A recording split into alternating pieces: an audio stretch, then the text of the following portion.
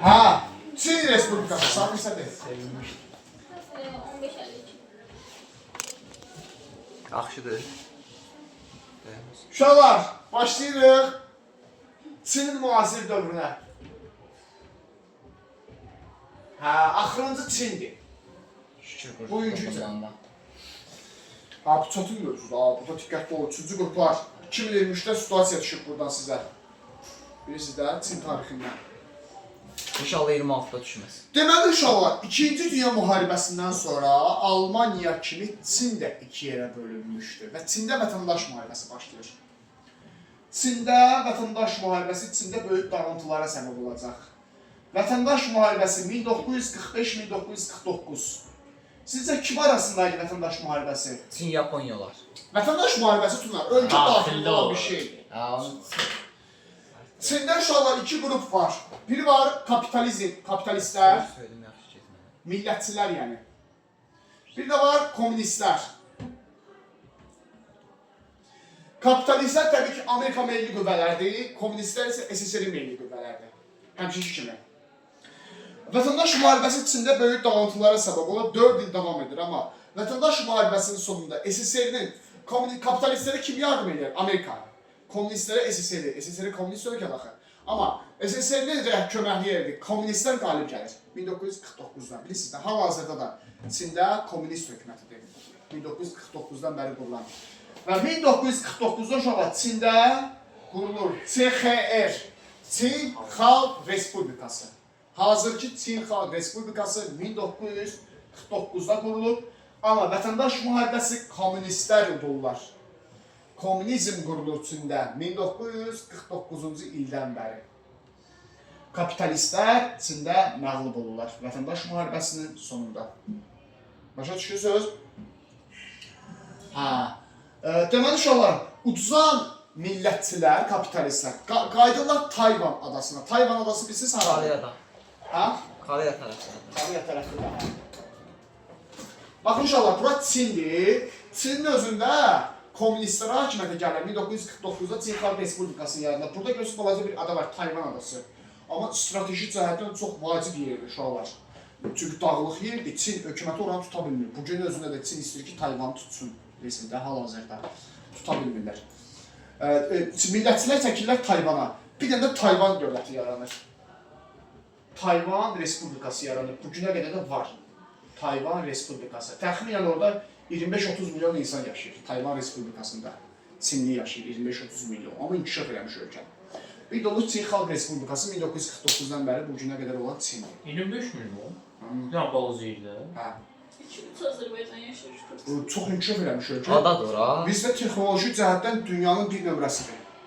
Tayvan. Hətta dünyada çip istehsalının 70% orada cəmləşir. Ne? Çip istehsalının. Çip? Texnoloji. Çip. Ha çip. Nəysə. Tamam şey. Takip cihazı kimi. Deməli, uşaqlar, bu Çin Xalq Respublikasının tarixini öyrənirik, Tayvan tarixini öyrənmirik biz. Çünki belə deyək də, adətən müasir dövlətlər Tayvanı müstəqil respublika kimi tanımırlar, onu Çinin içində tanıyırlar. Beynəlxalq təşkilatların hesabatında Tayvan Çinin tərkibində gedir. Başa düşdünüz? Tayvanın yaranması öyrənir ki, 49-dan yaranmağa başlamışdı Tayvan.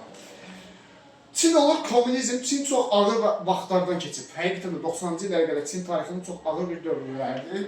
Çin tarixində böyük stranj dövrü var.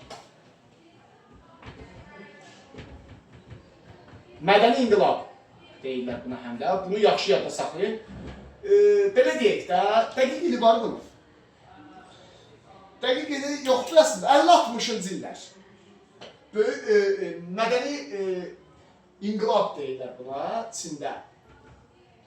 Mao Tse-tung dövrü. Çinin o dövrkü rəhbəri.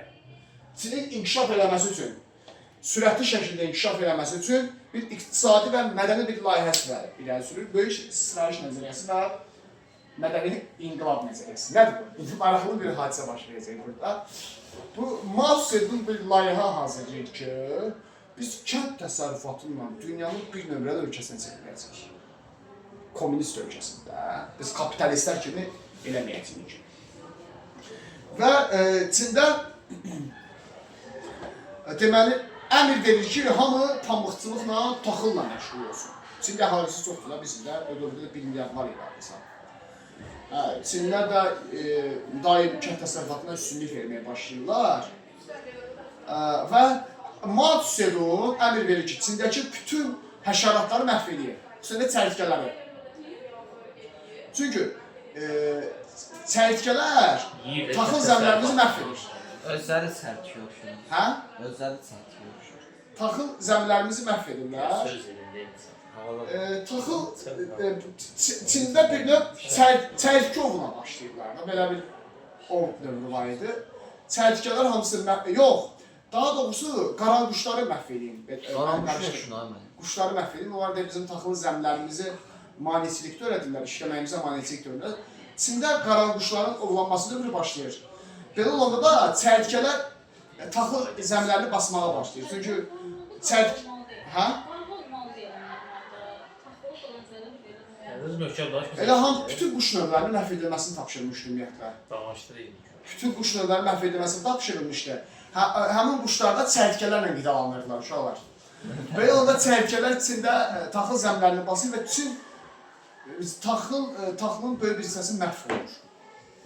Yaxşı Və oldu. Çin 60-70-ci illərdə dərin bir iqtisadi böhran yaşayır. Yaxşı olacaq. Dərin bir sosial iqtisadi böhran yaşayır və özəlləşdirmə var uşaqlar içində. Kommunist hökumətdə, kommunizm bilirsiniz ki, özəlləşmə yox, milliləşmə. Başlayalım. Milliləşmə bilirsiniz ki, daim bütün mülkiyyətin dövlətin ixtiyarına keçməsinin tərəfdarıdır. Və Çin iqtisadi cəhətdən çox ağır dövrlər yaşayır, 60-70-ci illər. Hətta bəzi statistikalara görə 20-30 milyon insan sırf acından ölür Çində. Gedəymədim. Bir müddət keçəndən sonra bu çox düşür. Deng Xiaoping yeni bir layihə irəli sürür. 4 modernləşmə prinsipi. Bu islahatçı bir adamdır. Deng Xiaoping. Müasir Çinin iqtisadi əsasları Deng Xiaoping'in 4 modernləşmə prinsipi əsasında qurulub. Demokratikləşmədir. İqtisadi cəhətdən həm özəlləşmə var, həm milliləşmə var. Yəni demir ki, tam kommunist olaq. Müəyyən qədər də kapitalist qalaq. Mao'dan fərqli olaq. Orada aşağıda nəsə olmalı şkafda. Mao Tse-tungdan fərqli olaraq Deng Xiaoping həm də kapitalist münasibətlərin mövcud olmasının tərəfdarı idi. Bunu necə özünüz oxuyarsınız, yaxşı? İnşallah.